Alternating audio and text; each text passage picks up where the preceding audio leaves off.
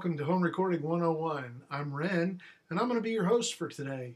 Today we're on episode 4 of our series on the equipment that you're going to need to record at home. This episode is going to deal with digital audio workstations, or DAW, or DAW as they're called in the industry. So what is a DAW?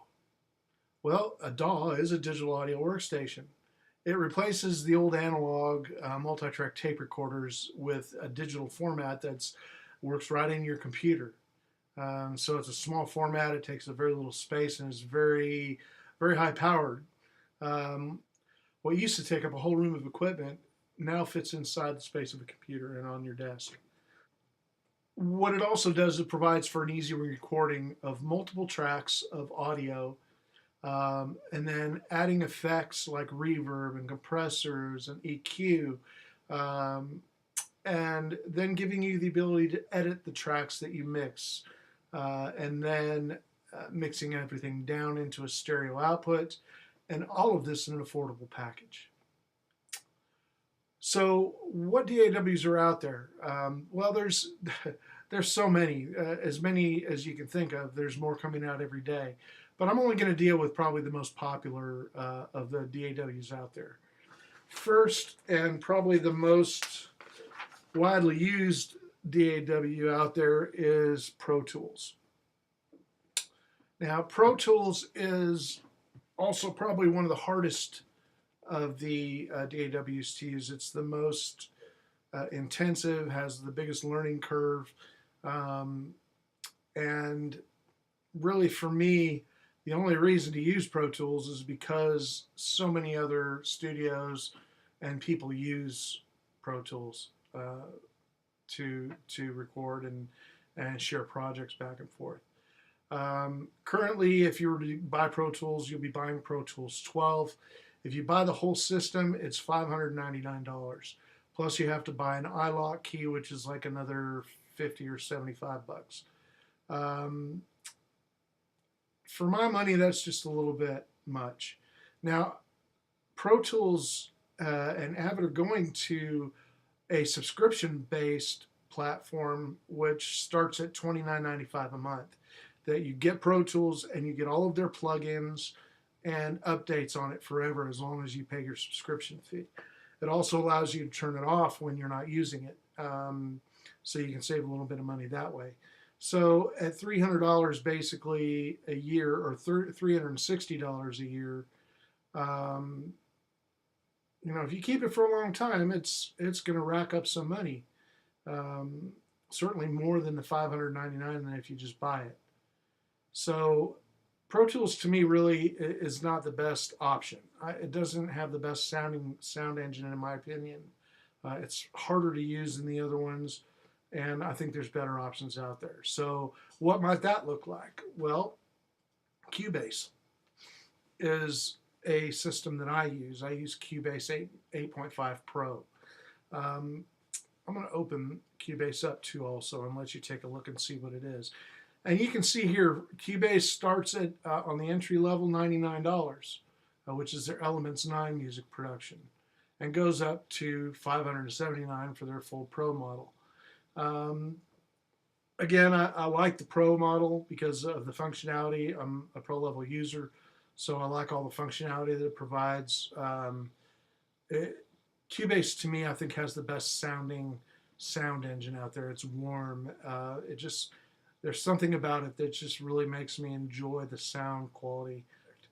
So what I want you to know or see right out of the gate is that the tracks are all vertical and they run all the way through. Now I've got quite a few different kinds of tracks set up. I'm not going to talk about them all really in detail, but you can see that I've got like an instrument track for my drum kit. I've got a bass track that was a track that was recorded live. I've got guitar tracks, vocal tracks, pretty much everything necessary to mix and master a complete song all the way through. Another thing I want you to see is what the mixing platform looks like in Cubase. It's a very simplistic program. On the left here, these are all my submixes. I can route all of my drums into a drum submix. I can send all my vocals into a vocal submix, and so on and so on. Has the faders, has EQ up on the top, so I can adjust EQ quite easily. You can see the inserts for my plugins that I might use on any given project. So it's a very functional and very robust system. We're going to get into detail about what all this stuff does in a whole nother series when we talk about mixing and that kind of thing. So don't worry too much about this. It looks like a lot, but once you get used to it and know what it is, it won't be very much at all. And all of the DAWs, just so you know, kind of have the same functionality available to them. They all have insert sections. They all have effects sends that you can send your channel information out to a reverb unit, for instance, and adjust the level of that.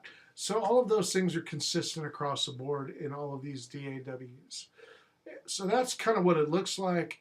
You can kind of hear.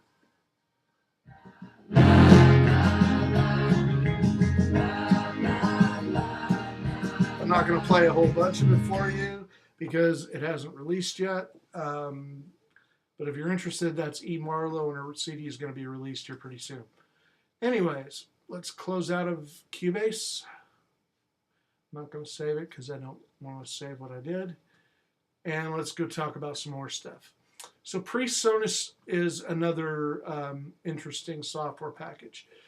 PreSonus Studio One Pro is really on the same level as Cubase 8 or 9.5 Pro is their current model, as it is with Pro Tools 12. It's a high-end system. All of these are going to do essentially the same thing across the board. PreSonus Studio One Pro 3.0 is $399, and it's really a good value at that. It's very functional and does everything that you could ask for it to do.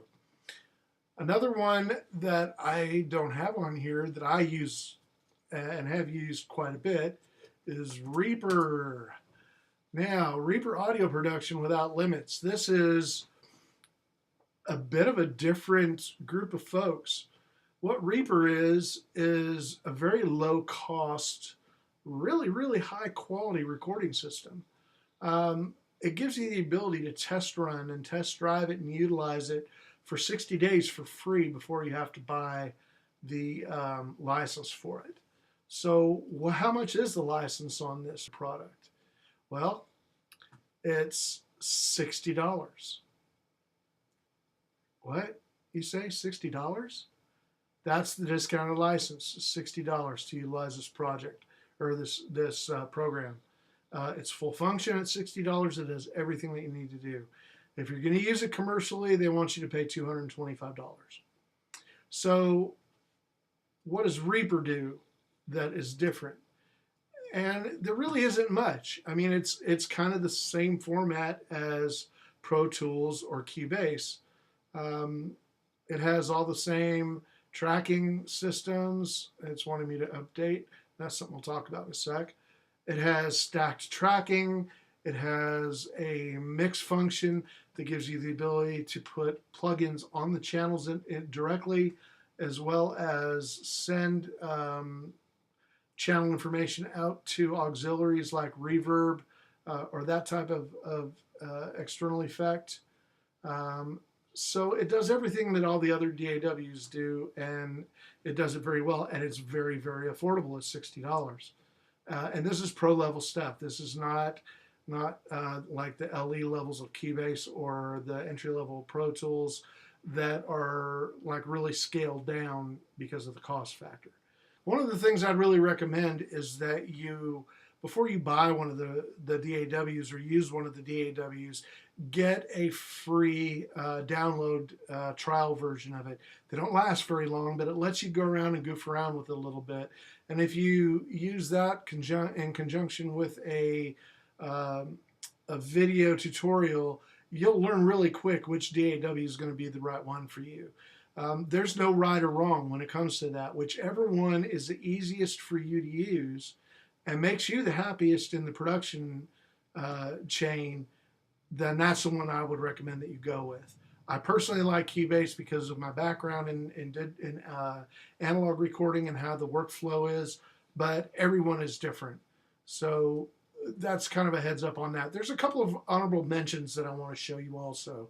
Audacity is one of them. This is a completely free recording program.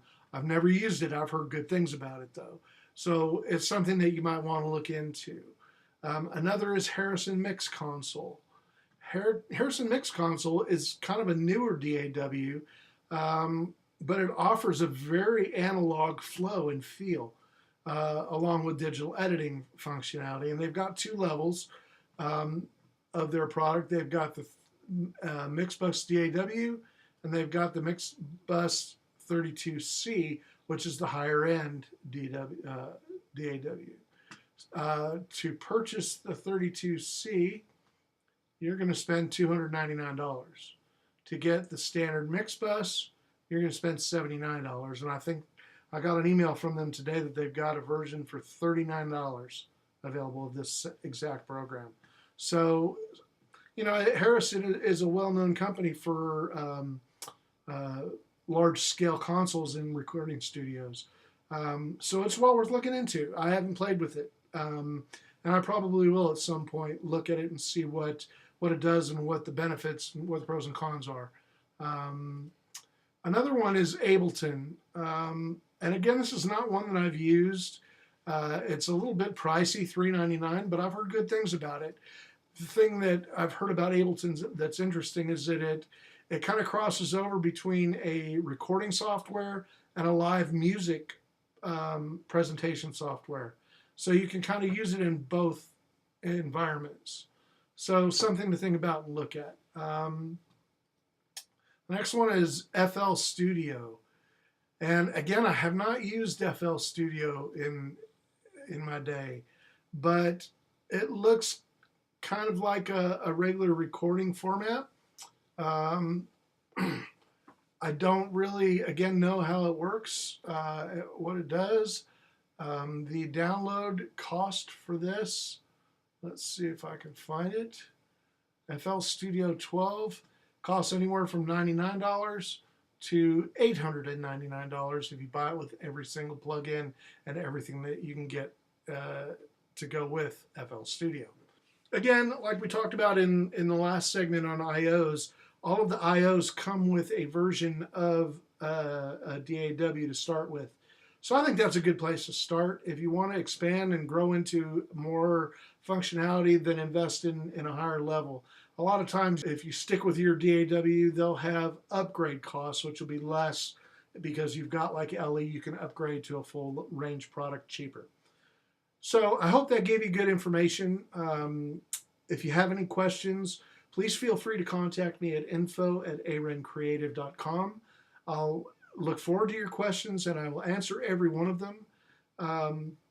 So that kind of concludes our episode today on DAWs. Our next episode is going to cover microphones and the microphones that you'll want to start with. So stay tuned for that. Have a great day and happy recording.